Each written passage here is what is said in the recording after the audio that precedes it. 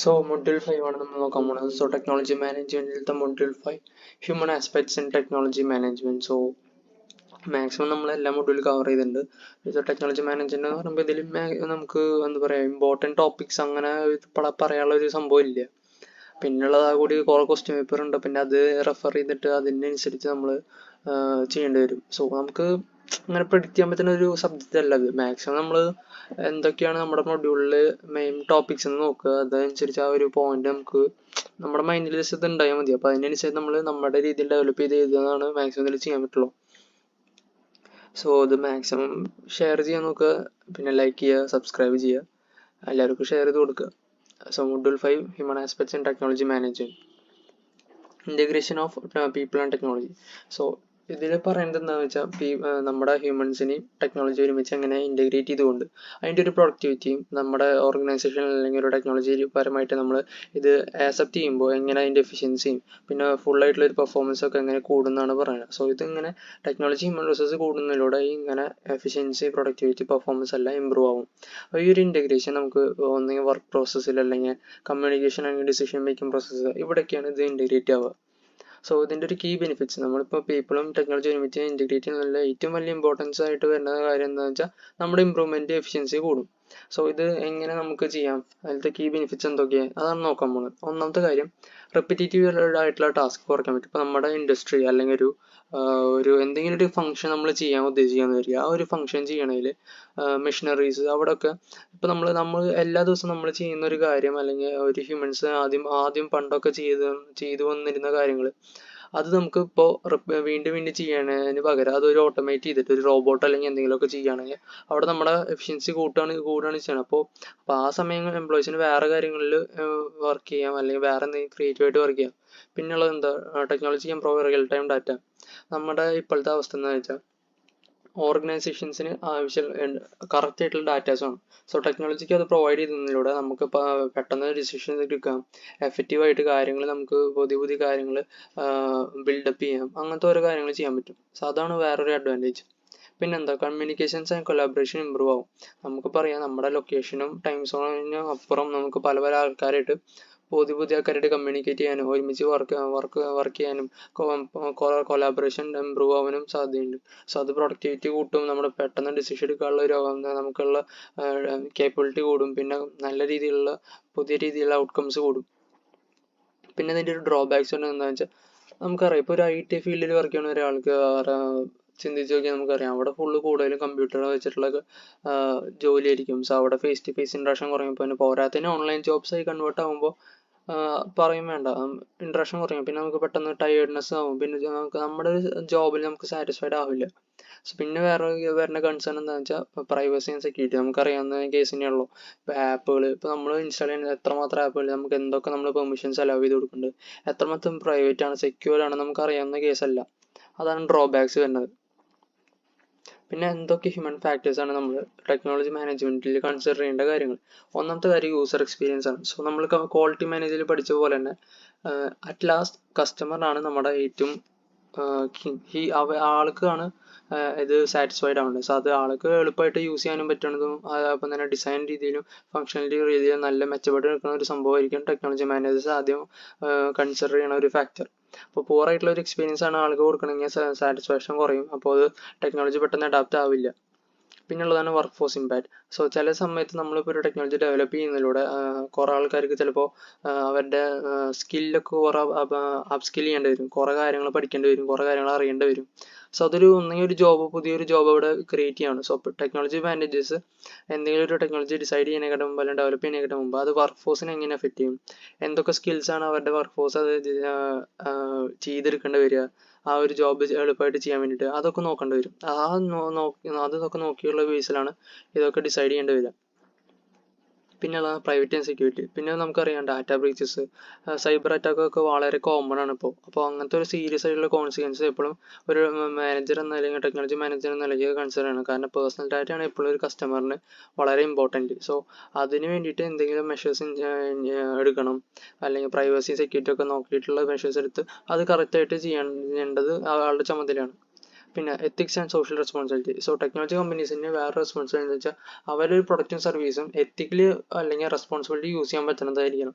നമുക്കറിയാം പല ഡിജിറ്റൽ ഇൻഇക്വലിറ്റീസും പിന്നെ സൈബർ ബുള്ളിങ് പിന്നെ ഹെയ്റ്റ് സ്പീച്ച് പടർത്തുക സോഷ്യൽ മീഡിയ നമുക്ക് ഉള്ളത് തന്നെയാണ്. അങ്ങനത്തെ ഒരു കാര്യങ്ങളൊക്കെ അറിയണമെന്നാണ്. സോ ടെക്നോളജി മാനേജ് ഇപ്പോൾ ഡിസൈഡ് ചെയ്യുമ്പോൾ നമുക്ക് അങ്ങനെ ഒരു എന്തുകൊണ്ടാണ് കമൻറ്റ് ഫീച്ചേഴ്സ് ഇൻസ്റ്റാഗ്രാമിൽ അല്ലെങ്കിൽ പല സ്ഥലത്തും വേണമെങ്കിൽ കമൻറ്റ് നമുക്ക് ഹൈഡ് ചെയ്യാം അല്ലെങ്കിൽ കമൻറ്റ് കൂടുതലും എന്താ പറയുക ഹൈഡ് ചെയ്ത് വെക്കുന്നതും പിന്നെ കമ്മ്യൂണിറ്റി ഗൈഡ് ലൈൻസ് ഒക്കെ ഫോളോ ചെയ്യാൻ പറയുന്നത്. സോ അതൊരു അവരുടെ ഭാഗത്തു നിന്നുള്ളൊരു ഇടുന്ന ഒരു എത്തിക്സ് അല്ലെങ്കിൽ സോഷ്യൽ റെസ്പോൺസിബിലിറ്റീസ് ആണ്. പിന്നെയുള്ളത് regulation. They are growing number of laws and regulation aimed at governing the development use of technology. നമുക്കറിയാം ടെക്നോളജി വളർന്നുകൊണ്ടിരിക്കുമ്പോൾ ഗവൺമെന്റ് അതിൻ്റെ മുകളിലുള്ള ആധിപത്യം ഒപ്പം തന്നെ പുതിയതായിട്ട് വരുന്ന ലോസും ഒക്കെ കൂടുതലും അതിൻ്റെ ഡാറ്റ പ്രൊട്ടക്ഷന് വേണ്ടിയിട്ട് പിന്നെ എന്തെങ്കിലും ഇൻ്റലക്ച്വൽ പ്രോപ്പർട്ടി റൈറ്റ്സും പ്രൈവസിക്ക് പോകാതിരിക്കാൻ വേണ്ടിയിട്ട് വരുന്ന കുറേ റെഗുലേഷൻസ് ഉണ്ട്. സോ ടെക്നോളജി മാനേജ് ഇതിനൊക്കെ കൂടുതൽ കുറിച്ച് അറിയുന്നിരിക്കണം. പിന്നെ ടെക്നോളജി ഒപ്പം തന്നെ നമ്മുടെ ഇപ്പോൾ ഇന്ത്യയിൽ ഈ ഒരു ടെക്നോളജി അല്ലെങ്കിൽ എന്തെങ്കിലും ടെക്നോളജി ഇൻവോൾവ് ചെയ്യുകയാണെങ്കിൽ അവിടുത്തെ ലോസും റെഗുലേഷൻസ് ആയിട്ട് ചേർത്ത് പോകുന്നതായിരിക്കണം എന്ന് ഉറപ്പ് വരുത്തേണ്ടത് ആരുടെ ചുമതലയാണ്? ടെക്നോളജി മാനേജേഴ്സിൻ്റെ ചുമതലയാണ്. സോ അതാണ് ഇത്ര ടെക്നോളജി മാനേജേഴ്സിന് എന്തൊക്കെ റോളാണുള്ളതെന്ന് കൂടി ചോദിച്ചാൽ നമുക്ക് ഈ പറഞ്ഞ കാര്യങ്ങൾ എഴുതാന്നുള്ളൂ. ഇനി അടുത്താണ് organisational factors in technology integration. Psychological factors in technology integration of technology നമ്മുടെ ഡെയിലി ലൈഫിൽ ഇൻറ്റഗ്രേറ്റ് ചെയ്യുമ്പോൾ പല സൈക്കോളജിക്കൽ ഇമ്പാക്ട്സ് ഉണ്ട്. ഒന്നാമത്തെ കേസാണ് addiction, over use of technology. നമുക്കറിയാമല്ലോ മൈൻഡ്ലെസ് സ്ക്രോളിങ്. നമ്മളിപ്പോൾ ഇൻസ്റ്റയിരുന്ന് നമുക്ക് ചുമ്മാ വെറുതെ ഇരിക്കുകയാണെങ്കിൽ നമുക്കിരുന്ന് സ്ക്രോൾ ചെയ്യാൻ തോന്നും. It happens. അപ്പോൾ അതൊരു അഡിക്ഷനായി മാറാണ്. സോ അതിൻ്റെ നമ്മളൊരു എബിലിറ്റി കൊണ്ടുവരണം എന്ന് വെച്ചാൽ ഫേസ് ടു ഫേസ് കമ്മ്യൂണിക്കേഷൻ വഴി അല്ലെങ്കിൽ എന്തെങ്കിലും നല്ല രീതി കൊണ്ട് മാറ്റാൻ പറ്റുന്ന രീതിയിലായിരിക്കണം. അതൊരു സൈക്കോളജി വായിച്ചാണ്. Social isolation. പിന്നെ നമ്മൾ ടെക്നോളജിയിൽ കുറേ ഡിപ്പെൻഡൻ്റ് ആകുമ്പോൾ നമ്മൾ സോഷ്യൽ ഇൻട്രാക്ഷൻസ് കുറയും. ഇപ്പോൾ പണ്ടൊക്കെ ആൾക്കാർ എന്തെങ്കിലും കാര്യം അറിയാൻ കൂടുതൽ നമ്മൾ വിളിച്ച് കാര്യങ്ങളൊക്കെ അറിഞ്ഞെന്ന് ചോദിക്കുകയും ഇപ്പോൾ നമുക്ക് എന്തൊരു ചെറിയൊരു കാര്യം അറിയണമെങ്കിൽ നമ്മൾ ആദ്യം ചെയ്യുക ഗൂഗിൾ ചെയ്യും, യൂട്യൂബിലടിക്കും, ഈ സംഭവം ചെയ്യുക. സോ ആ ഒരു കാര്യമാണ് ഇത് പറയുന്നത്. അപ്പോൾ അവരുടെ ഒരു എമ്പതി കുറഞ്ഞു വരികയാണ്, സോഷ്യൽ ഐസൊലേഷൻസ് കുറയാണ്, ആ ഒരു കാര്യമാണ് പറയണത്. പിന്നെ ഡിക്രീസ് അറ്റൻഷൻ സ്പാൻ. നമുക്കറിയാം പണ്ടൊക്കെ നമുക്ക് എന്താ പറയുക യൂട്യൂബിൽ 90 മിനിറ്റ്സ് വീഡിയോ അല്ലെങ്കിൽ 1 hour വീഡിയോ 30 മിനിറ്റ്സ് വീഡിയോ അതൊക്കെയാണ് വരുന്നത്. ഇപ്പോൾ അല്ലെങ്കിൽ കുറഞ്ഞു വരികയാണ്. ബേസിക്കലി അത് എന്തെങ്കിലും അങ്ങനെ ആൾക്കാർ ഭയങ്കര സ്പീഡിൽ കുറയ്ക്കണേ അല്ലെങ്കിൽ ഇൻസ്റ്റയിൽ തന്നെ അറ്റൻഷൻ സ്പാൻ കുറയണ കേസൊക്കെ ഉണ്ട്. നമുക്ക് അങ്ങനെ ഒരു മൈൻഡിൽ ചിന്തിച്ചാൽ അറിയണ ഒരു കേസുള്ളൂ.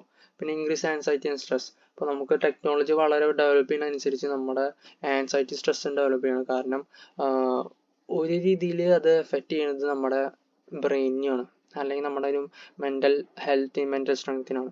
പിന്നെ സ്ലീപ്പിന് ഇമ്പാക്റ്റ് ചെയ്യുന്നുണ്ട്. നമുക്ക് പറയണ കേസുള്ളൂ. അത് ഊഹിച്ച് ചെയ്താന്നുള്ളൂ, എന്താണെന്ന് ഞാൻ പറയേണ്ട ആവശ്യമില്ല.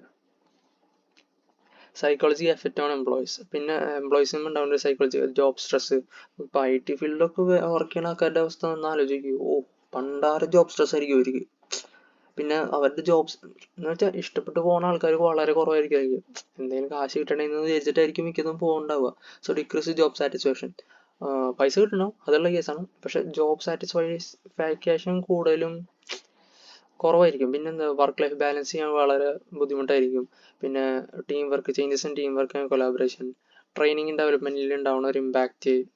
പിന്നെ ഡിജിറ്റൽ ഡിവൈഡ് എന്ന് വെച്ചാൽ ഡിജിറ്റലി നമ്മളിപ്പോൾ ബെറ്ററായി വർക്ക് ചെയ്യുന്ന ഒരാൾ അല്ലെങ്കിൽ വേറൊരു ക്ലാസ് ആൾക്കാർ, അങ്ങനെ ഒരു ഡിവിഷൻ വരികയാണ് അവിടെ.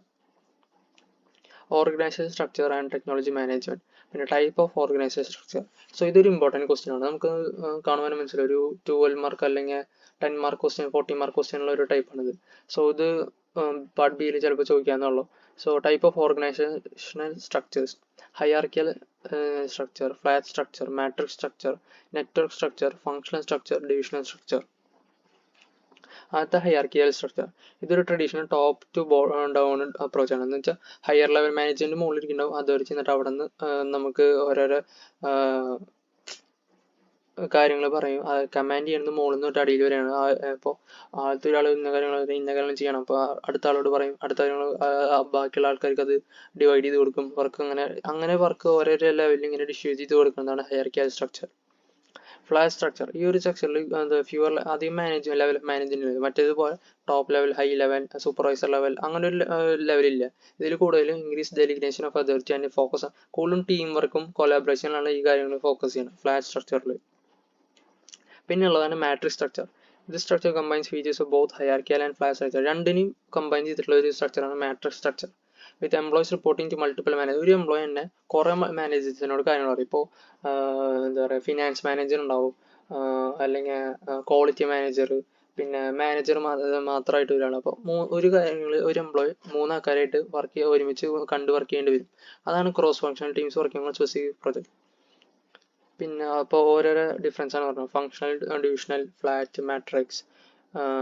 മാട്രിക്സിൽ പറഞ്ഞില്ലേ, ജനറൽ മാനേജർ ഉണ്ടാവും, ഫങ്ഷണൽ മാനേജർ, പിന്നെ ഫങ്ഷണൽ മാനേജറിന് സെയിൽസ് മാനേജർ 1 ആയിട്ട് വർക്ക് ചെയ്യുന്നുണ്ടാവും, പിന്നെ മാർക്കറ്റിംഗ് മാനേജറായിട്ടും എഞ്ചിനീയറിംഗ് മാനേജറായിട്ടും അങ്ങനെ പല മാനേജേഴ്സ് വർക്ക് ചെയ്യുന്നതാണ്. CEO, VP സെയിൽസ്, ഫങ്ഷണൽ വരുന്നത്, ഡിവിഷണൽ വരുന്നത്, ഫ്ലാറ്റ്, അങ്ങനത്തെ ഒരു ജസ്റ്റ് നോക്കി പോവുക.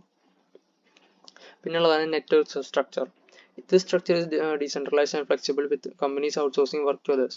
ഇതിൽ നമ്മൾ കൂടുതൽ നെറ്റ്വർക്ക് ചെയ്യാണ് ചെയ്യുക. എന്ന് വെച്ചാൽ നമ്മുടെ വർക്ക് വേറെ ആൾക്കാർക്ക്, പുറത്തുള്ള ആൾക്കാർക്ക് അത് വേറെ ഓർഗനൈസേഷൻ കൊടുത്തിട്ട് വെർച്വൽ ടീംസിനെ വെച്ചുകൊണ്ട് നമ്മൾ വർക്ക് ചെയ്യിപ്പിക്കും. എന്ന് വെച്ചാൽ നമ്മളിപ്പോൾ ഗൂഗിൾ മീറ്റൊക്കെ അല്ലെങ്കിൽ സൂം മീറ്റിംഗ് വഴി വർക്ക് ചെയ്യണത്, അല്ലെങ്കിൽ അങ്ങനത്തെ ഒരു കൾച്ചർ അല്ലെങ്കിൽ അങ്ങനത്തെ ഒരു സ്ട്രക്ചറാണ് നെറ്റ്വർക്കിംഗ് സ്ട്രക്ചർ. പുറത്തേക്ക് കൊടുക്കുകയാണ് ചെയ്യുക നമ്മുടെ വർക്ക് ചെയ്യുക.